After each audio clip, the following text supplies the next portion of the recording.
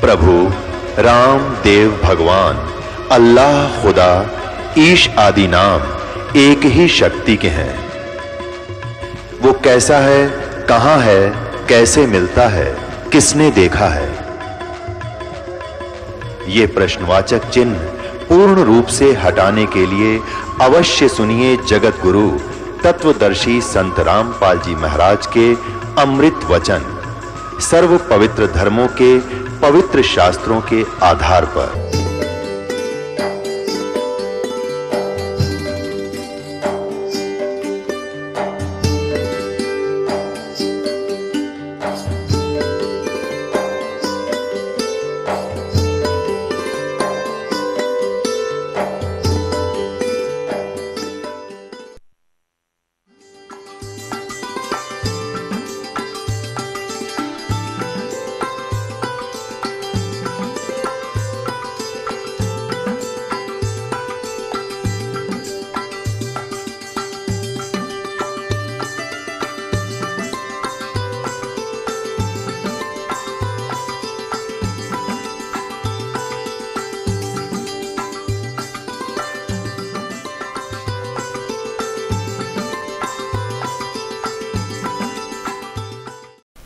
परमपिता परमात्मा पूर्ण ब्रह्म सारी सृष्टि के रचनहार कुल मालिक कबीर देव जी की असीम कृपा से, कबीर साहिब जी की असीम कृपा से आप पुण्यात्माओं को यह सत्संग प्राप्त हुआ। परमात्मा हमें बार बार बताते हैं कि मात पिता मिल जाएंगे 184 में, और सतगुरु सेवा और ये बंदगी भाई फेर मिलन की ना। मानुष जन्म दुर्लभ है, ये मिले न बारंबार, जैसे तरवर से पत्ता टूट गिरे वो फेर नहीं लगता डार है। एक बार आपका शरीर समाप्त हो गया, आप उस शरीर में, उसी स्थिति में, उसी परिवार में पुनः नहीं सेट हो सकते। कहने का भाव ये है परमात्मा का कि तुम्हें ये याद रखना चाहिए कि ये संसार, ये परिवार और ये संपत्ति, ये कार आप जी की नहीं है। आप जी का उद्देश्य क्या था? मनुष्य जीवन किस लिए आप जी को प्राप्त हुआ? ये ज्ञान सत्संग से ही होता है, और सत्संग उसे कहते हैं जो सद्ग्रंथों के आधार से ज्ञान हो, जिसमें सद्ग्रंथों के आधार से ज्ञान सुनाया जा रहा हो। जो यथार्थ ज्ञान होता है उसे सत्संग कहते हैं। आप जी को सत्संग प्राप्त हुआ, सौभाग्य है आपका। ये समय बार बार उपलब्ध नहीं हुआ करते, युगों पीछे आप जी को ये मार्ग मिला है। परमात्मा कहते हैं राम नाम रटते रहो, राम नाम रटते रहो, जब तक घट में प्राण, कब हो तो दीन दयाल के, बनक पड़ेगी कान।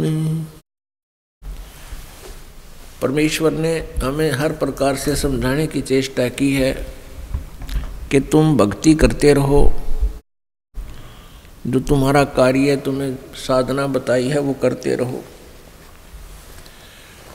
और एक दिन वो भी आएगा परमात्मा आपको बहुत से प्रमाण देगा, आपके बहुत से दुखों का निवारण करेगा और फिर सतलोक ले जाएगा। परमात्मा बताते हैं राम रटत ना ढील करो, अर्दम नाम उचारे, अमी महारस पीजिए ये तत् बारंबार। गरीब कोट गऊ जय दान दे, कोट यज्ञ जो नारे, कोट कूप तीर्थ खने, मिटे नहीं जम मारे। पहले तो मानुष जीवन प्राप्त करके ये प्राणी भक्ति ही नहीं करता, संसारिक क्रियाओं में, नाचने कूदने में, इन बकवादों में अपना जीवन व्यर्थ कर देता है।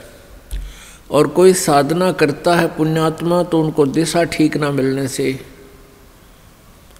वो साधना करता हुआ भी अपना जीवन व्यर्थ कर रहा है। पवित्र श्रीमद् भगवत गीता अध्याय नंबर 16 के श्लोक नंबर 23 में कहा है कि अर्जुन, जो शास्त्र विधि को त्याग कर मनमाना आचरण करते हैं, मनमानी पूजाएं करते हैं, उनको न तो कोई सुख होता है, न उनकी सिद्धि होती है, और न ही उनको कोई गति होती है, अर्थात यूजलेस। तो साधना जो गलत करते हैं उनके विषय में बताया जा रहा है, गरीब कोट गऊ जे दान दे, कोट यज्ञ जो नारे, कोट कूप तीर्थ खने, मिटे नहीं जम मारे। कोटिक तीर्थ व्रत करो, कोट गज करो दाने, और कोटि अश्व विपरो दिए, मिटे न खेचा ताण।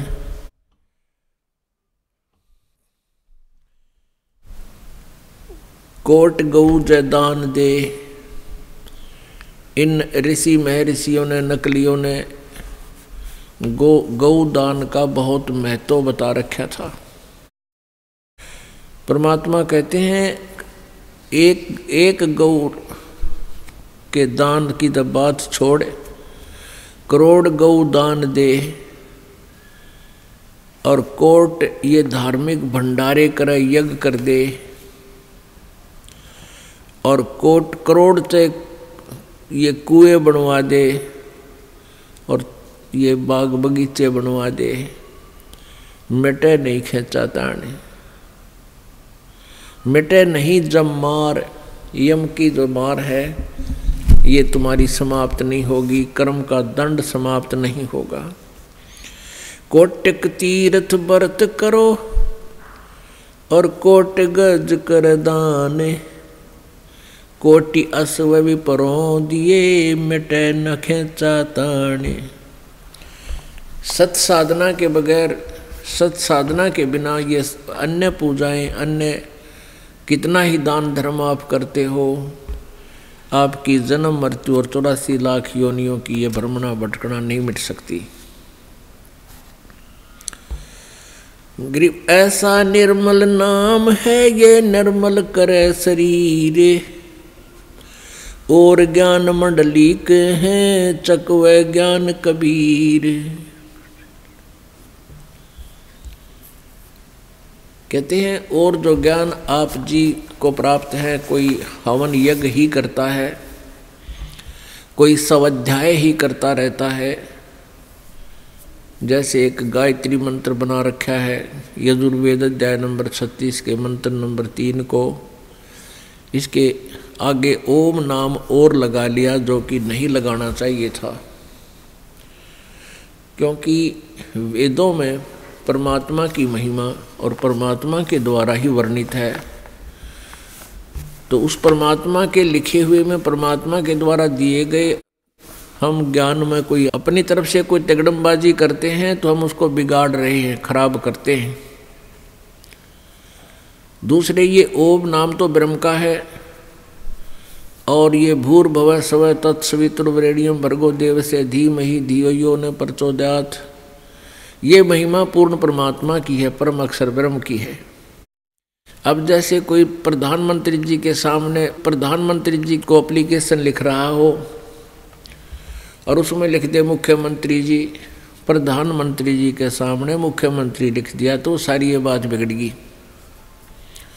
तो इस प्रकार इस ओम नाम को इस मंत्र के साथ नहीं लगाना चाहिए, और केवल इस मंत्र के जाप करते रहने से मोक्ष नहीं, क्योंकि ये ऐसे तो हजारों मंत्र हैं वेदों में, प्रभु के जानकारी देते हैं, उसके विषय में ज्ञान कराते हैं। उन सभी मंत्रों में एक ही बात कही है कि पूर्ण परमात्मा है, वो सबसे पहले वही था और वही हमारा सबका उत्पत्ति करता है। वो परमात्मा हमें सद्बुद्धि दे, अपने चरणों में हमारा ध्यान लगाए रखे, हम भक्ति करते रहें, बुराइयों से बचें। और वेदों में प्रमाण दिया है, उसकी महिमा बताई है कि वो परमात्मा कैसी लीलाएं करता है, परमेश्वर की भक्ति से हमें लाभ क्या होता है। ये सारी जानकारी वेदों में मंत्रों के माध्यम से दी हुई है। अब उस सारी जानकारी को प्राप्त हो जाने के उपरांत भी हमें मोक्ष नहीं हो सकता जब तक हम वो साधना नहीं करेंगे, वो क्रियाएं नहीं करेंगे जो मोक्ष की है। जैसे इलेक्ट्रिसिटी, इस बिजली की महिमा का ज्ञान है कि ये क्या क्या काम करती है। ये ट्यूब जला देती है, अंधेरे को रोशनी में बदल देती है। ये पंखा चलाती है, एसी चलाती है, कूलर चलाती है, पानी निकालती है, दूध रिड़क देती है, दूध बिलोती है, फैक्ट्रियां चला देती है। ये तो है जानकारी इस बिजली की। और इस जानकारी का कोई श्लोक बना ले, कोई चाहे कविता बना ले और उस कविता को डेली गा ले, रोज पढ़ ले, उसे लाभ क्या होगा? केवल इतना लाभ होगा कि हमें ये ज्ञान होगा कि बिजली में गुण क्या है, वो क्या काम करती है। जब तक हम बिजली का कनेक्शन नहीं लेंगे तो बिजली लाभ दे को नहीं। तो वो बिजली का कनेक्शन उस महिमा से अलग प्रोसीजर है, अलग से एक तरीका है। उस प्रोसीजर को अपना करके हम फिर बिजली का कनेक्शन लेना चाहिए। और कनेक्शन मिलने के बाद जो गुण हम बिजली के रोज पढ़ा करते, सुना करते, वो गुण हमें मिलने लगे। ऐसे ही वेदों में, गीता जी में, पुराणों में परमात्मा की महिमा बताई गई है। और उनको रोज पढ़ते रहने से केवल इतना लाभ होगा कि हमें प्रभु के गुणों का ज्ञान रहेगा कि परमात्मा ये करता है, परमात्मा ये करता है, अंधे को आँख देता है, कोढ़ी को काया देता है, रोगी को स्वस्थ बनाता है, निर्धन को धन दे देता है और मोक्ष करता है, जन्म मृत्यु से रहित करता है। तो ये गुण है भगवान के। इनको एक बार पढ़ो, चाहे 2 बार पढ़ो, चाहे 100 बार पढ़ो, अच्छी बात है, भगवान के गुणों का जानकारी बनी रहे। लेकिन उसका प्रोसीजर नहीं अपनाया कि कैसे वो मोक्ष करेगा, कैसे हमारे रोग नाश करेगा, कैसे हमारे पाप कर्मों का नाश करेगा। वो तरीका अलग है। पूर्ण संत की खोज करे। पूर्ण संत वही होगा जो 3 मंत्र का नाम जाप देगा। ओम तत्सत, ओम तत्सत, ये सांकेतिक मंत्र है। ओम तत्सत, ओम तत्सत, ये ऐसे नहीं जाप होता। ओम ब्रह्म का जाप है, ये तो सीधा बिल्कुल ठीक है। लेकिन तत् और सत ये गुप्त मंत्र हैं, ये कोड वर्ड हैं, सांकेतिक हैं, वो मंत्र अन्य है। इन तीनों मंत्रों के जाप से पूर्ण परमात्मा की प्राप्ति होगी। और जो पहला मंत्र आपको दिया जाता प्रथम बार, वो हमारा यहाँ से काल के लोक से ऋण उतरेगा। और फिर हम जब तक इस संसार में रहेंगे, संसारिक सुख सुविधाएं, आध्यात्मिक ये भौतिक सुख सुविधाएं हमें इन्हीं प्रथम मंत्र से मिलती रहेंगी। और दूसरा और तीसरा वो सारनाम, ये हमें मोक्ष प्राप्ति कराओगा। तो क्या बताते हैं? तो वो तीनों नाम प्राप्त करके परम संत से फिर वो भक्ति करने से मोक्ष होगा। प्रभु के जो गुण हम सुनते थे वो रोज प्राप्त होंगे आपको। गरीब ऐसा निर्मल नाम है, निर्मल करे शरीर, और ज्ञान मंडलीक है, चकवे ज्ञान कबीर। ऐसा निर्मल नाम है। और निर्मल करे शरीर और ज्ञान मंडलीक है और चकवे ज्ञान कबीर। एक ऐसा मंत्र है, ऐसा नाम है जो हमारे पाप कर्मों को समाप्त करके हमारे शरीर को, आत्मा को, सूक्ष्म शरीर को निर्मल कर देता है। अन्य ज्ञान जो आज तक आप सुना करते थे, वेदों का, गीता जी का, कुरान और पुराण का, ये एक मंडलीक है। मंडलीक माने अक्षेत्रीय ज्ञान है, ये कुछ सीमित ज्ञान है। और चकवे ज्ञान कबीर, चक्रवर्ती ऑलराउंड ज्ञान जो है वो परमेश्वर कबीर जी द्वारा दिया गया अध्यात्म ज्ञान है। ऐसा निर्मल नाम है ये निर्मल करे शरीर और ज्ञान मंडलीक है। मंडलीक डिविजनल और चकवे ज्ञान कबीर। कबीर परमेश्वर जी द्वारा दिया गया वो सच्चिदानंद घन ब्रह्म की वाणी में, कबीर वाणी में जो ज्ञान है वो चक्रवर्ती ज्ञान है, ऑल राउंड ज्ञान है और ऑल ज्ञान है। जैसे गीता जी अध्याय नंबर 4 के श्लोक नंबर 32 में कहा है कि जो 25 से लेकर 31 तक साधनाओं का जो वर्णन किया गया है, इससे भी और अन्य साधनाएं विशेष विस्तार के साथ सच्चिदानंद घन ब्रह्म की वाणी में, ब्रह्मणे मुखे सच्चिदानंद घन ब्रह्म की वाणी में विस्तार से कही गई है। और उनको तू कर्मों से यानी काम करते करते हठ योग नहीं, अपनी क्रियाओं से करने से वो सफल होती हैं, संपन्न होती हैं और फिर वो तो सभी कर्मों से मुक्त हो जाता है। उस ज्ञान को जो सच्चिदानंद घन ब्रह्म की वाणी में है, चौथे अध्याय के 34वें श्लोक में कहा कि उस ज्ञान को तू तत्वदर्शी संतों के पास जाकर समझ, उनसे सुन। इससे सिद्ध है कि गीता जी का ज्ञान भी डिविजनल है, मंडलीक है, ओवरऑल ज्ञान नहीं है, कंप्लीट नॉलेज नहीं है। इसी प्रकार यजुर्वेद अध्याय नंबर 40 के श्लोक नंबर 10 से लेकर 13 तक तत्वदर्शी संत से ही जानकारी प्राप्त करने के लिए कहा गया है कि वही कंप्लीट नॉलेज आपको बताएगा। इससे सीधा है कि वेदों का ज्ञान भी इनकम्प्लीट है, डिविजनल है, ये ऑल राउंड नहीं है।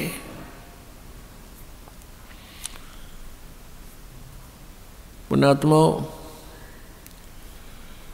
परमेश्वर कबीर वो पूर्ण परमात्मा है जिसके विषय में चारों वेद भी गुणगान करते हैं, उनकी लीलाओं का विस्तार से विवरण देते हैं। परमेश्वर जी ने 600 वर्ष पहले अपनी प्यारी आत्मा धर्मदास जी से कहा था कि वेद मेरा भेद है पर मैं ना वेदन के माही, और जौन वेद से मैं मिलूँ ये वेद जानते नहीं। मैं इन चारों वेदों में नहीं हूँ, अर्थात मुझे पाने की विधि इन चारों वेदों में नहीं है।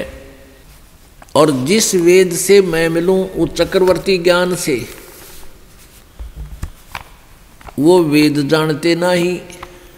वेदों में भी लास्ट में ये लिख दिया जाता है नेति नेति नेति। नेति का अर्थ है न इति न इति न इति। इति माने अंत, कि हमने जो वर्णन कर दिया उस परम पिता परमेश्वर का वो इतना ही नहीं है, वो और भी है। उसके विषय में तत्वदर्शी संतों से ही पूछो, वो बताएंगे। तो यहाँ उसके विषय में बताया है कि ऐसा निर्मल नाम है, निर्मल करे शरीर और ज्ञान मंडलीक है ये चकवे ज्ञान कबीर। जैसे अभी बताया, कोट गऊ जय दान दे कोट जग जो नारे, और कोट कूप तीर्थ खने मिटे नहीं जम मारे। कोटिक तीर्थ व्रत करो और कोट गज कर दाने। गज माने हाथी। और कोटि अश्व विपरों दिए मिटे न खेचा ताण, यानी जो साधनाएं जो क्रियाएं आप जी कर रहे हो, इससे जन्म और मृत्यु का ये दीर्घ रोग नहीं समाप्त हो सकता। जैसे गौ दान देते हैं किसी ब्राह्मण गुरु को, तो उससे क्या लाभ होगा? मोक्ष नहीं, दान का फल अलग से मिलता है। जब तक आप जी को यथार्थ नाम, सतनाम, सच्चा नाम और सार नाम नहीं मिलेगा, आपका ये जन्म मृत्यु का रोग नहीं समाप्त होगा। जैसे पांचों यज्ञ भी करते हैं, लेकिन इकट्ठी नहीं करते, वो उनको ज्ञान नहीं है। एक यज्ञ है धर्म की, दूसरी यज्ञ है ध्यान, तीसरी यज्ञ हवन की, चौथी यज्ञ प्रणाम और पांचवी यज्ञ है ज्ञान की। इनमें से कोई तो धर्म यज्ञ करता है, जैसे किसी का लड़का हो गया गणेश दिन में और गांव जमा दिया, हो गया धर्म भंडारा।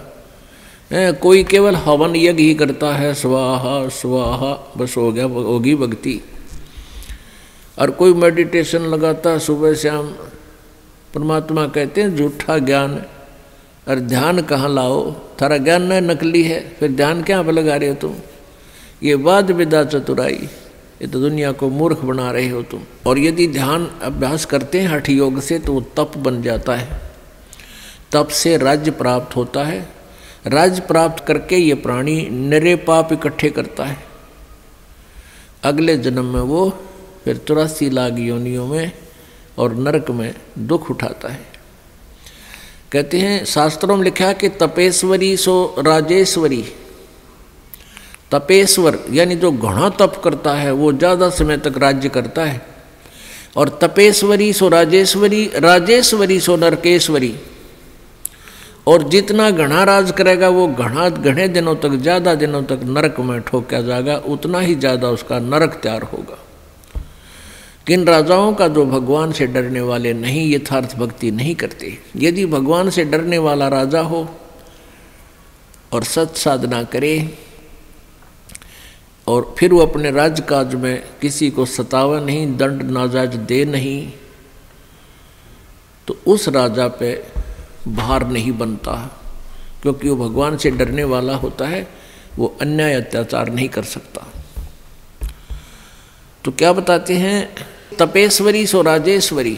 तपेश्वर माने जो घना तप करने वाला, सबसे मुखिया, उतना ही ज़्यादा शासन करेगा, उतना ही ज़्यादा उसको राज्य होगा। और जितना राजेश्वरी जो घना राज करेगा, उतना ही नरकेश्वरी, वो नरक में जाएगा।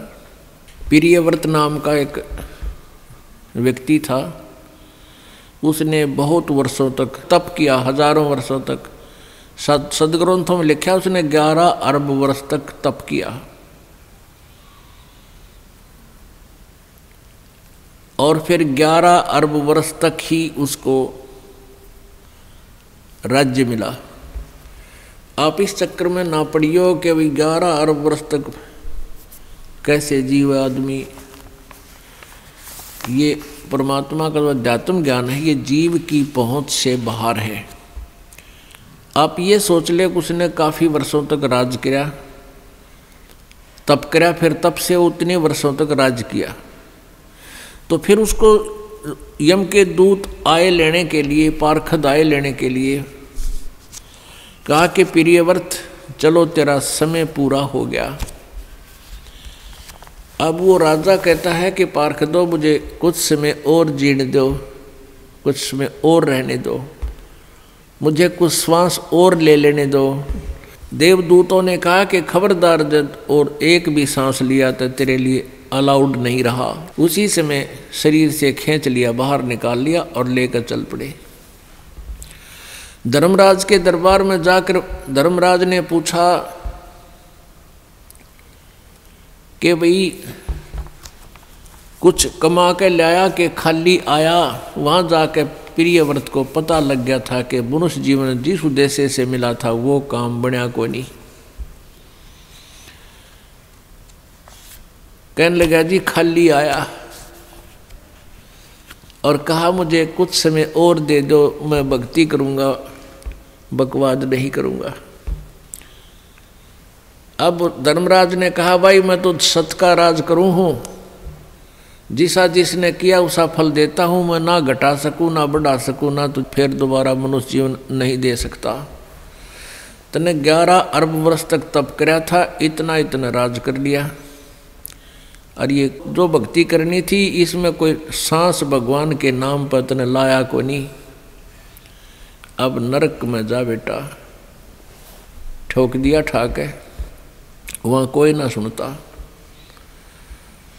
एक तपस्वी था, उसने एक शिला पर बैठकर, पत्थर पर बैठकर काफी वर्षों तक तप किया।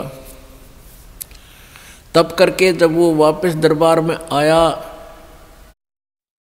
तो न्यायाधीश ने पूछा, उस धर्मराज ने पूछा, धर्मराय ने पूछा कि भाई तपस्वी अदल करूं कि फजल करूं?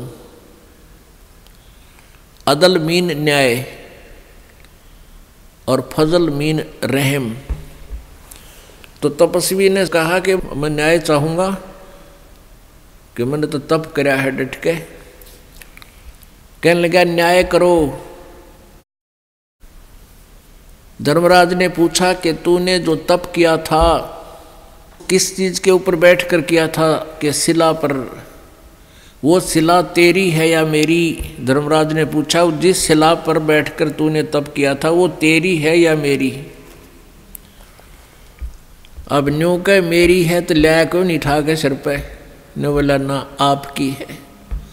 अब मेरी शिला पर तूने बैठकर तप किया, अब बेटा उसका तू मुझे फल दे, उसका तू फल भोग, उसका प्रतिफल क्या? कि उस शिला को इतने ही वर्षों तक सिर पर रख ले, ये है मेरा न्याय। जैसा कर्म वैसा भरण,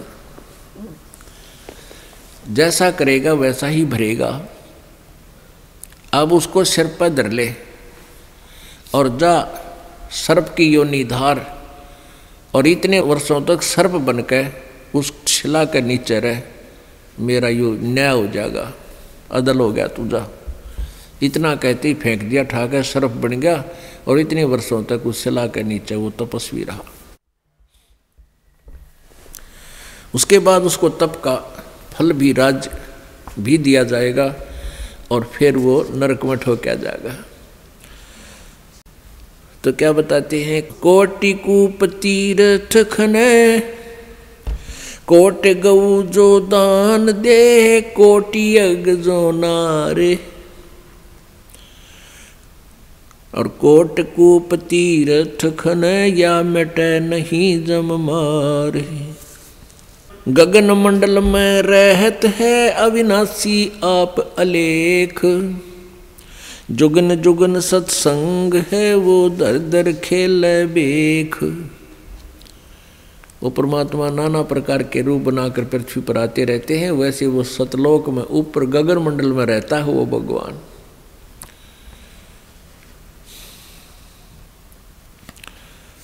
और यही वेद बताते हैं। ऋग्वेद मंडल नंबर 9 सूक्त नंबर 86 मंत्र नंबर 26 और 27 में, ऋग्वेद के ही मंडल नंबर 9 सूक्त नंबर 1, 2, 3 और मंडल नंबर 20 मंत्र 1, मंडल नंबर 9 सूक्त नंबर 96 के 16 से 20 में ये स्पष्ट किया हुआ है कि वो पूर्ण परमात्मा कबीर देव सतलोक में रहता है, एक तीसरे धाम में विराजमान है, वहाँ रहता है। वहाँ से गति करके नीचे आता है, अपनी प्यारी आत्माओं को ज्ञान देने के उद्देश्य से वहाँ प्रकट होता है, उनको प्राप्त होता है, फिर ज्ञान बताता है।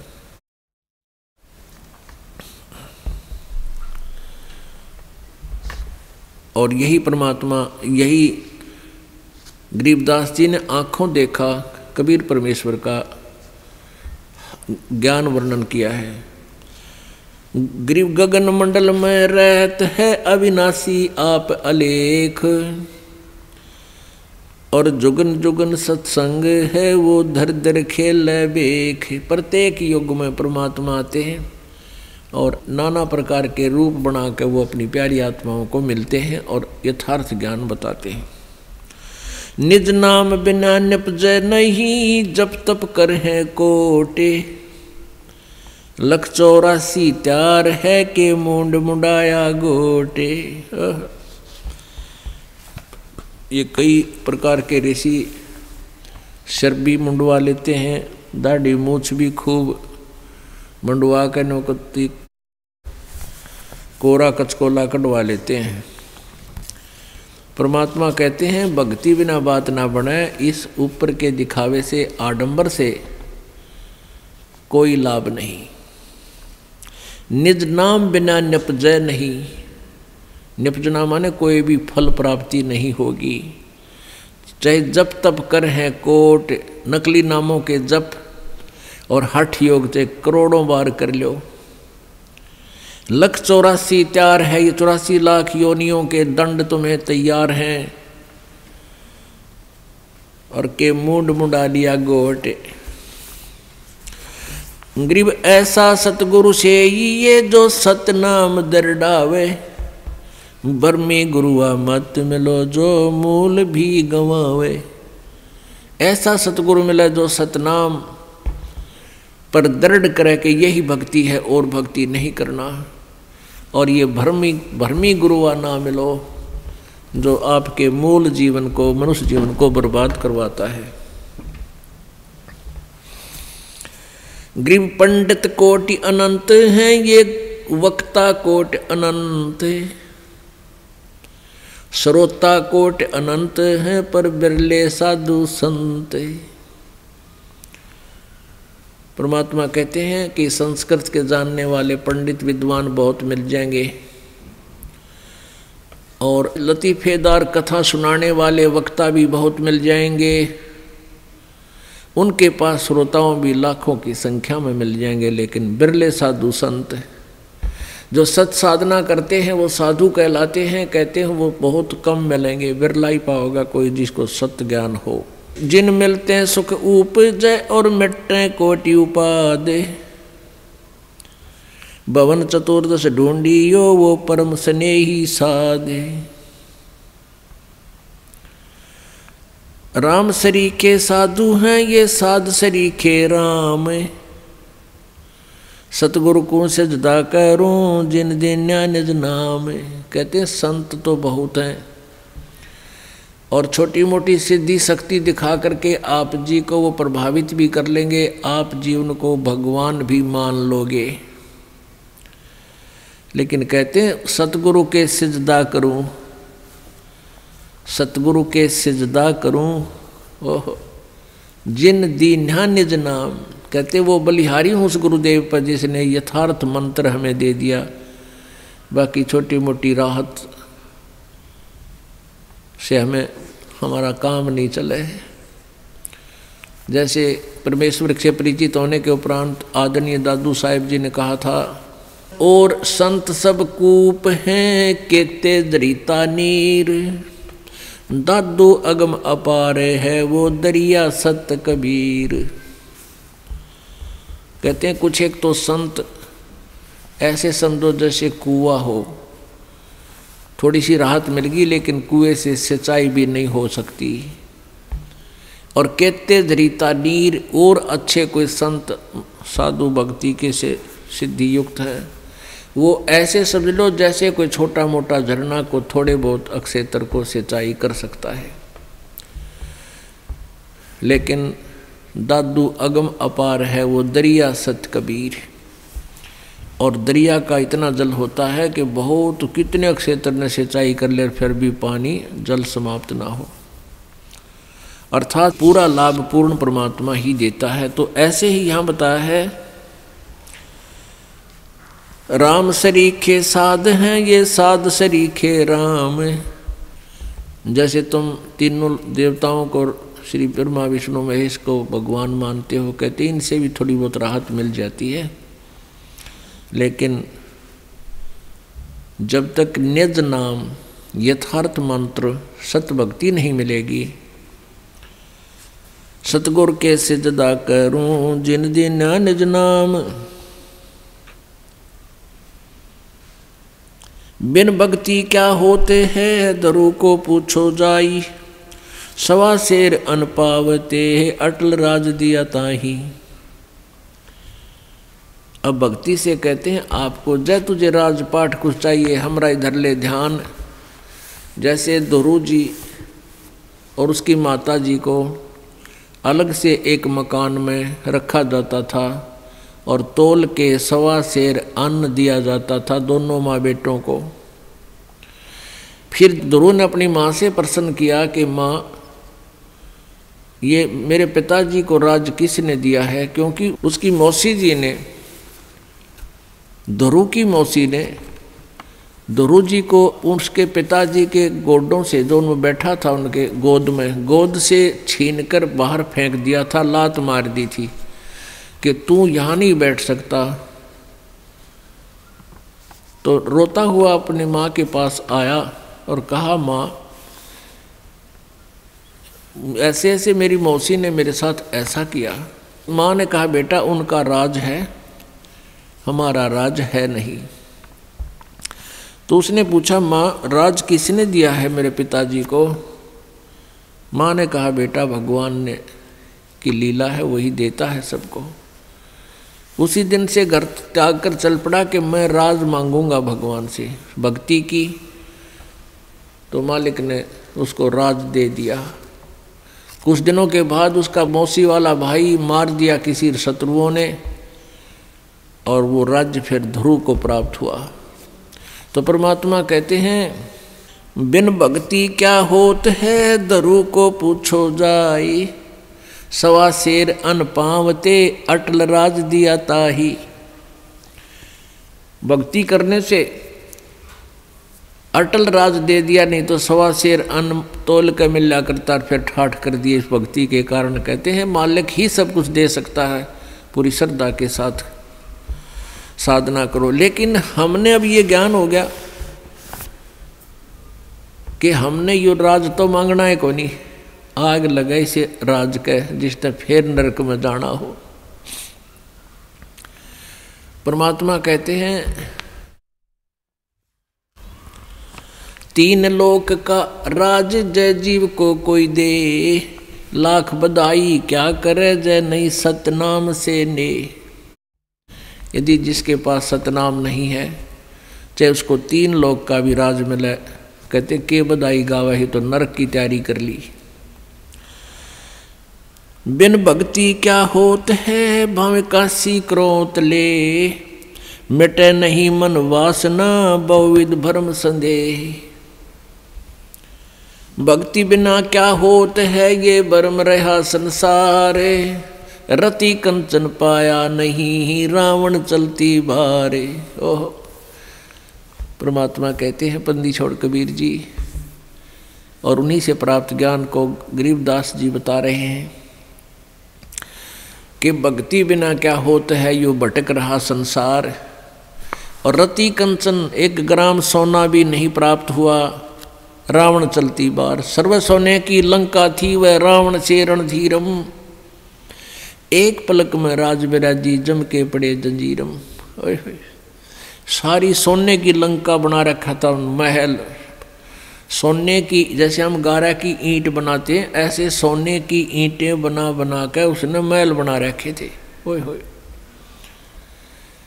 लेकिन सत भक्ति की नहीं। भक्ति तो की उसने, तमोगुण भगवान शिव की, लेकिन पूर्ण परमात्मा की, परम अक्षर ब्रह्म की साधना नहीं की।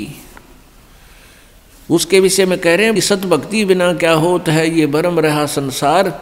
और रति कंचन, रति माने 100 ग्राम भी, रति कंचन, कंचन मीन सोना, स्वर्ण, गोल्ड। रति कंचन पाया नहीं रावण चलती बार, जाते समय 1 ग्राम भी सोना लेकर नहीं गया और फिर नरक में ठोका गया।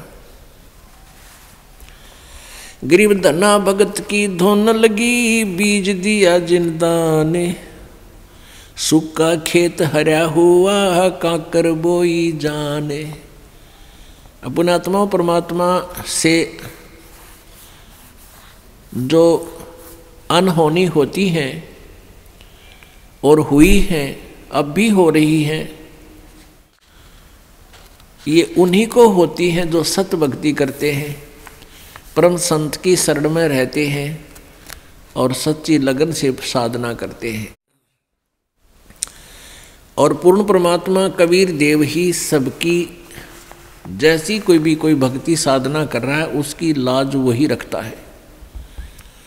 गीता जी अध्याय नंबर 15 के श्लोक नंबर 16-17 में बताया है कि क्षर पुरुष और अक्षर पुरुष ये दो प्रकार के प्रभु हैं, ये नाशवान हैं दोनों के दोनों, और इनके अक्षेत्र में, इनके राज लोक में जितने भी प्राणी हैं वो भी नाशवान हैं, जीव आत्मा सबकी अमर है।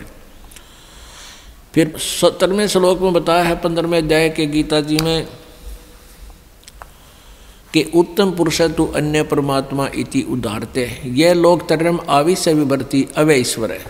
वो श्रेष्ठ परमात्मा वास्तव में भगवान जो है वो तो इन दोनों से और है, सरपुरुष और अक्षर पुरुष से, और वही तीनों लोकों में प्रवेश करके सबका धारण पोषण करता है, यानी उसी से सब कुछ होता है, वही सब कुछ है।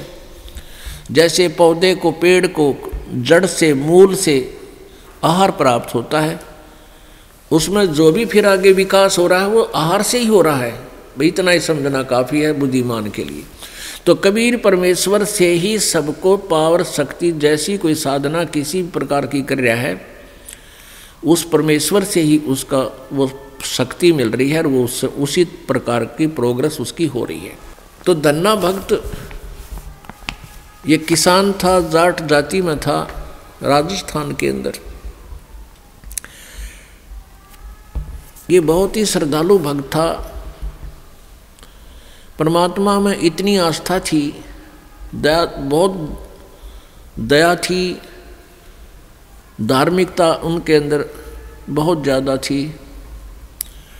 उसकी धर्मपत्नी बहुत ही नास्तिक टाइप थी, वो भगत जी को काफ़ी बाधा पैदा करती थी भक्ति मार्ग में। फिर भी भक्त अपनी श्रद्धा और स्वभाव से कभी विचलित नहीं होता था, क्योंकि राजस्थान के अंदर बहुत पहले की बातें हैं, 400 वर्ष पहले, तो वर्षा हो जाती थी तो अन्न होता था, ज्वार बाजरे बोआ करते थे, अन्यथा बहुत ही भूख मरी होती थी,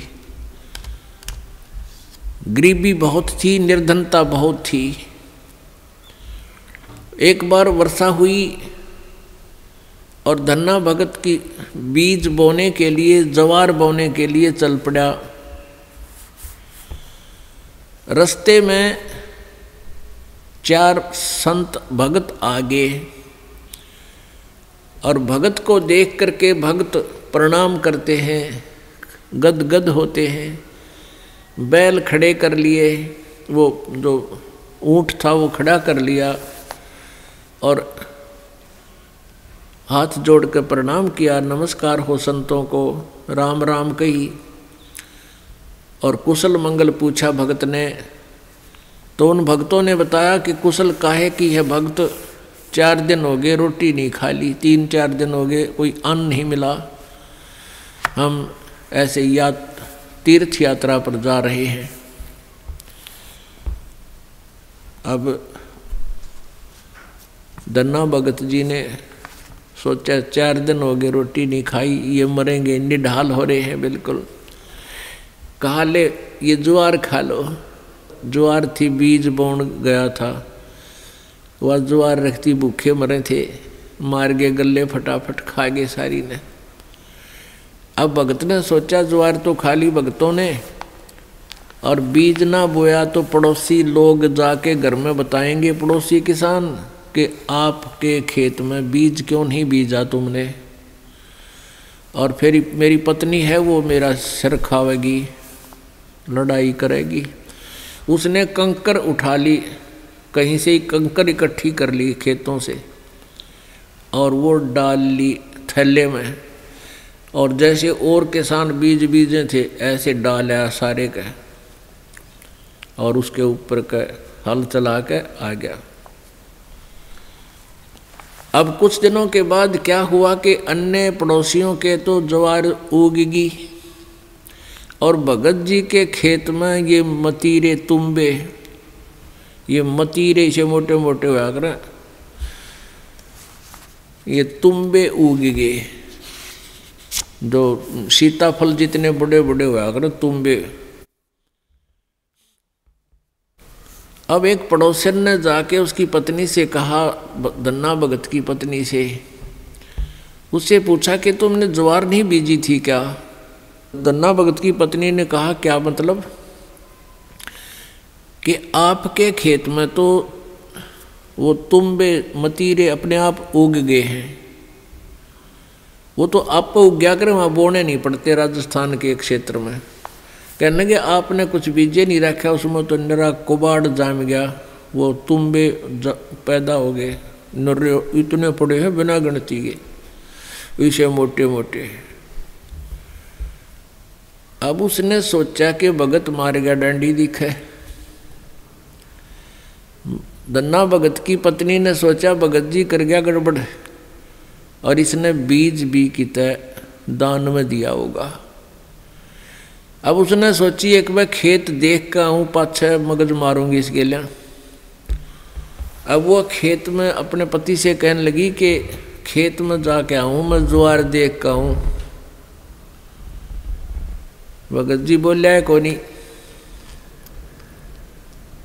भगत जी को तो पता था वहाँ क्या मिलेगा, अपना चुप बैठा। और वो भगत धन्ना भगत जी अपने मित्रों के साथ उसी समय बातें करता था, भक्ति की चर्चा जब हुआ कि तक खेत खात में चली जाया करती। वह खेत में गई, उधर से अपने भक्तों के भगत आगे उड़े बैठे बैठे भगवान की चर्चा कर रहे हैं, आंखों में आंसू आ रहे हैं। और वह भगतनी आव है कति लाल पीड़ी हुई है, जान गया भगत आ गई या तो भाई करड़ाई। अब देखी जाएगी, जो होगा ही होना तो है ही। और वह कहकर एक मतीरा तोड़ जाई, तुम्बा इतना बारा मोटा सर पर धरी नो, अब इसका सर में मारूंगी। आकर ने बोली भगत जी खेत में बीज ज्वार बो का आया था। भगत जी नो कर ली नाड़ तले ने, और उसने नो सर में मारा। वो मतीरा मारने के उद्देश्य से नो सर में ठोकन खातिर वो नो कर गया थोड़ा सा, वो धरती में लाग के फूट गया। नो बोली बालक तन्ने खाएंगे के उड़ा मतीरे उग गए सारे, तो बीज कित फूक गया। तो वो मतीरा जो था वो तुम्बा था, धरती में लाग के फूट गया। फूट गया तो उसमें एक दड़ी यानी 5 किलो लगभग ज्वार निकली। ज्वार अब एक बार तो अब भगत जी की तरफ देखा, वो नौकरें पड़ा था, एक तरफ देखा ज्वार का ना, अक्तुम्बे में तो ज्वार निकल आई। और वो न्यू बार बार देखा है, भगत जी ने भी देखा कि मैं शांत होगी के चक्कर है, उन्हें देखा तो तुम्बे में तो ज्वार निकल रही है। तो भगत ने 100 शुक्र मनाए, परमात्मा करड़ाई टाल दी, या ज्वार ने रोए थी या दरी ज्वार आपने दे दी। इतने में फिर अब उसके मन में न्यू आई कि कदे और भी तुम भी हम ज्वार पाओगी। फिर तो ले कर चद्दर और ले कर मोगरा डंडा बाज ली, वहाँ बिछा ली चद्दर और मतीरा दरा डंडा मारा, न उठा के फेंक दे, परल दे ही ज्वार निकला। ढेर लग गया उस ज्वार का। और औरा कहते वही इतनी खड़ी थी सुक्की, और वर्षा हुई नहीं, उनकी खत्म होगी गांव वालों की। और भगत के उस खेत में तुम्बा में तो ज्वार निकला, दुनिया देखना हुए। युवा भगतनी एक गठड़ी और ठा के चाल पड़े। जब वह 3-4 गठड़ ले आई, 3-4 अपना जितनी उस खेत में होनी थी, उगनी थी, यानी जिसमें निपज होनी थी उपज, उतनी ज्वार जब आ ली, भगत जी ने बोले वो और मत लाइए, अपनी आ चुकी है और इसको बांट दे सारे गांव में, सबके बालक भूखे हैं। ने बोली क्यों, मैं सारी ले आऊँगी। वह ले आई ठाठा गए, फिर जो भी गिठड़ी लाए वहाँ तक ताबा बोझ मरती, वहाँ खोल ला उसके वो बूमड़ा हो जाए, उसके फूल वो बन जाए छिलका, ज्वार ना रहे। वह 1-2 गिठड़ी तो लाई, फिर बैठ गई, अगियो अच्छा चाड़ा हुआ। तब धन्ना भक्त ने कहा भाई बाकी की ज्वार भगवान ने आप सबके लिए दी है, और अपने हिसाब की ले जियो जिसने जितनी चाहिए, और सबको बांट दी। तो परमात्मा कहते हैं ये मालिक ऐसे ही किया करता है, तो हम सच्ची लगन लगावें। परसों एक बहन आई रेवाड़ी साइड की, वह 10-8-9 वर्ष से नाम ले रही थी। उसका पति नाम नहीं ले हुआ था, वो गुटी छुट्टी लावा था। फिर उसने ये वो तकलीफ होगी, कोई बीमार सिमार हो गया, उसने भी नाम ले लिया। वो नाम लेकर गए थे, वो अकेला वो ले गया था, और वह पत्नी उसको दिलाकर नाम लेकर गई थी। वो पहले से लिए हुई थी नाम, उसकी पत्नी। वो ना माना करता पहले बिल्कुल भी। वो बीमार सिमार सा हो गया, फिर नाम ले लिया।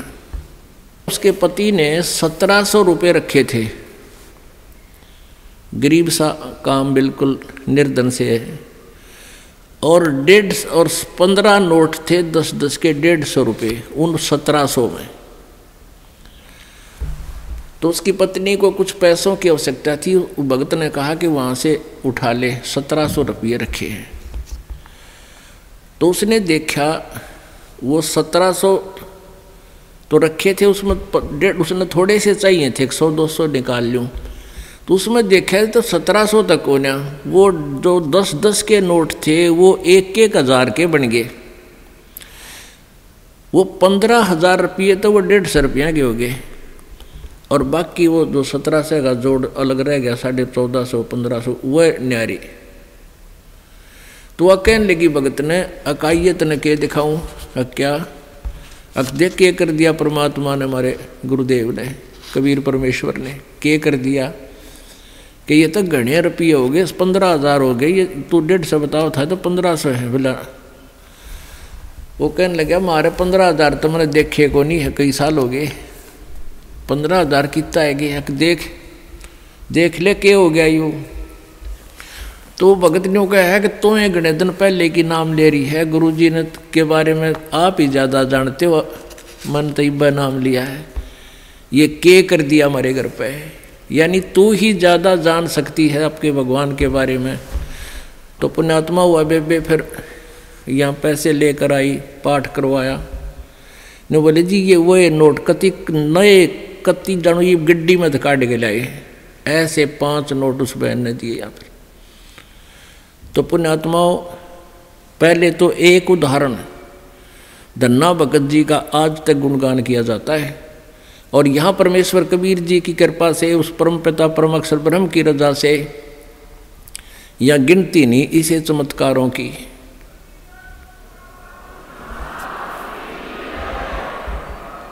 सत साहिब। तो पुण्यात्माओं, ये वो परम शक्ति है और आपकी वो परम भक्ति है जिससे ये इसे काम तक आप होया करें।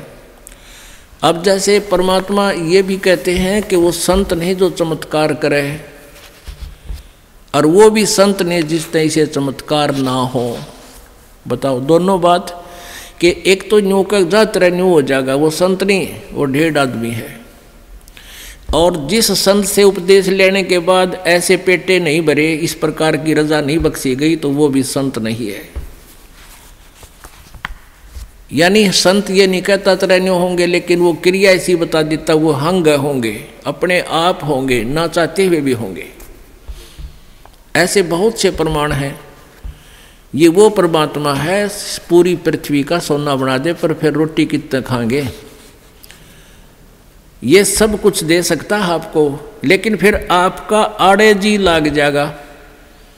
इसलिए इतना ही देते हैं जिससे तेरा काम चला रहे और परमात्मा की याद बनी रहे। परमेश्वर हमें याद दिलाते हैं, आप पे आरती, आप पे साजे, आप पे किंगर, आप पे बाजे। अपने ऊपर ही उदाहरण देकर कहते हैं, साईं इतना दीजिए जिसमें कुटुंब समावे, और हम भी भूखे ना रहें, अतिथि न भूखा जावे।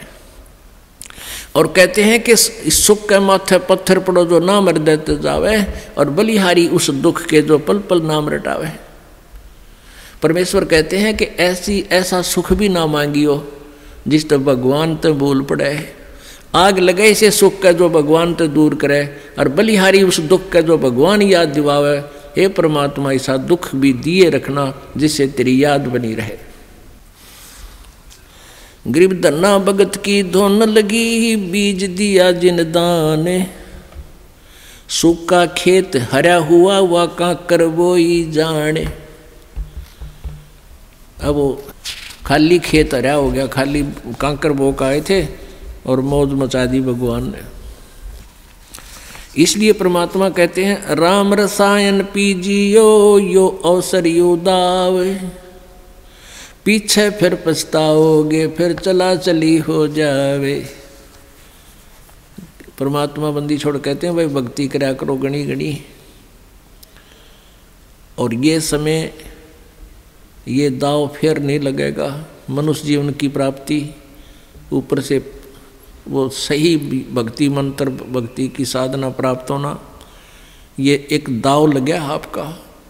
और पाछे फिर पछताओगे जब चला चली हो जाए, मरते नौकेंगे ठाओ ठाओ चलो चलो, कहते फिर पछताओगे यहाँ से। गरीब कहता दास गरीब है बांदी जाम गुलाम, तुम हो तैसी कीजियो ये भक्ति ही रंबर नाम। गरीब भूमि बड़ो भरोसा डूबे हैं ये कल्पत हैं दो दीन, सबका सतगुरु कुल धनी मगर भयालो लीन। अब क्या बताते हैं गरीबदास साहिब जी के भूमि भरोसा डूब रहे हैं, भटक अपनी भक्ति नष्ट कर रहे हैं, और कल्पत हैं दो दीन, हिंदू और मुसलमान ये दोनों धर्म ये भटक रहे हैं, मार्ग से दूर चले गए हैं। और सबका सतगुरु कुल धनी मगर भयो लोलीन। भूमि भरोसा डूबते हैं, जैसे मुसलमान भाई कहते हैं कि मक्का में जाने से मोक्ष होता है, और मक्का में जिसकी मृत्यु हो जाती है उसका सीधा स्वर्ग भिष्ट जाता है। परमात्मा ने बहुत से उदाहरण दिए हुए हैं, और पंडित लोग कहा करते थे ब्राह्मण हिंदू धर्म के गुरु कि जो काशी शहर में मृत्यु को प्राप्त होता है वो सीधा स्वर्ग जाता है,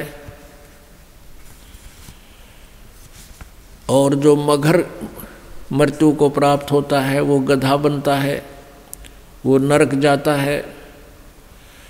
परमात्मा कबीर जी परमेश्वर जी स्वयं जब तत्वदर्शी संत की भूमिका करने आए हुए थे बनारस में काशी में, तब कहा करते थे कि पुण्यकर्मी प्राणी और सत साधना करने वाला भक्त वो कहीं पर भी शरीर छोड़े, कहीं पर भी उसकी मृत्यु हो, वो अपनी भक्ति की कमाई से अपने इष्ट के पास चला जाता है, वो नरक नहीं जाता। और दुष्कर्मी प्राणी सत भक्ति ना करने वाला भक्त चाहे कहीं पर भी काशी मरो चाहे मगर मरो वो सीधा नरक में जाता है। लेकिन ये बात उन काशी के पंडितों के गले नहीं उतरे थी। इस भ्रम को मिटाने के लिए परमेश्वर जी कबीर जी ने कहा कि भाई मैं मगर में शरीर छोड़ूंगा, मैं मगर में शरीर छोड़ूंगा, और पंडितों तुम मेरे साथ चलो और थारे ये पत्रे वत्रे ज्योतिष जातिष सारी इकट्ठी कर ला लियो तुम, और बता दियो फिर यहाँ उपस्थित लोगों को कि मैं कहाँ गया हूँ, ईमानदारी से बताना। मैं जो साधना कर रहा हूँ वो सत साधना है। परमात्मा एक लीला करने आए थे, उदाहरण देने आए थे और भ्रम मिटाने आए थे। काशी में क्या कर रखा था इन नकली गुरुओं ने, ब्राह्मणों ने, इन दुश्मनों ने हमारे साथ क्या कर रखा था, झूठ ऐसा बहका रखा था हमारे पूर्वजों को कि जो काशी में मरता है वो सीधा स्वर्ग जाता है। तो श्रद्धालु व्यक्तियों ने, जिनके पास कुछ धन अच्छा था, धनी लोगों ने, विशेषकर वैश्य कुल के लोगों ने, वाणियों ने, उन ब्राह्मणों की बात को बहुत महत्व दिया। उनके बुजुर्ग कहने लगे बेटा हमारी मृत्यु तो होनी है, यदि हमारा काशी में कुछ दिन निवास हो जाए लास्ट में तो हमें स्वर्ग मिल जाएगा, गुरुजी बताते हैं। तो उन भक्तों ने सोचा भी माँ बाप ने सारी उम्र हमारे लिए बहुत कुछ किया है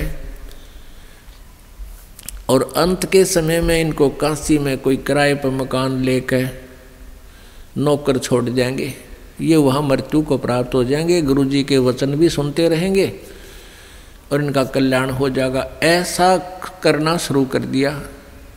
फिर उन गुरुओं ने के स्कीम बनाई कि ये बहुत ज़्यादा उनके श्रद्धालु आने लगे और बाहर कमरा लेंगे, तो उनके लिए उन्होंने कहा कि तुम ऐसा करो, हमारे पास ही छोड़ दो अपने माता पिता को, जो इनका खर्चा दो हमें दे दो, हम इनकी सेवा कर दिया करेंगे, यहाँ भक्ति भी करते रहेंगे, हमने भी खर्चा अपनी रोटी बनानी है, इनको भी बना दिया करेंगे। अब लालच में हुआ आफत मोल ले ली उन पंडिता ने